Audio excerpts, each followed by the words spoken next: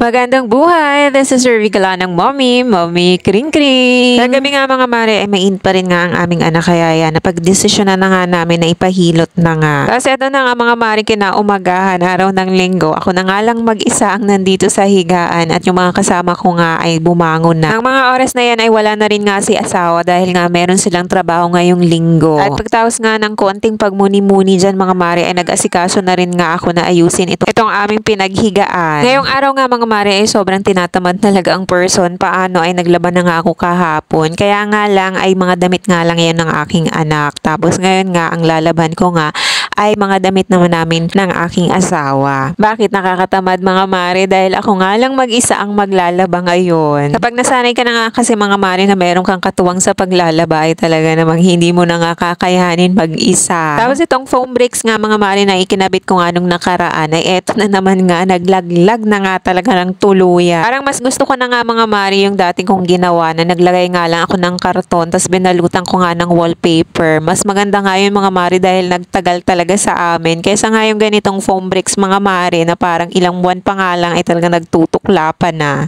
At pagkatapos ko nga mga maring paalmusalin ng aking anak tapos ako rin nga ay nag-almusal at naligo na rin ay pumunta na rin nga ako dito sa likod bahay dahil nga mag-uumpisa na ako ng aking paglalaba. Dalawang timba nga ito mga maring labahin ko pero konti na nga lang ito kung tutuusin kumpara nga sa aming mga nilalaban ng mga nakaraang araw na nag-aapat ngang timba.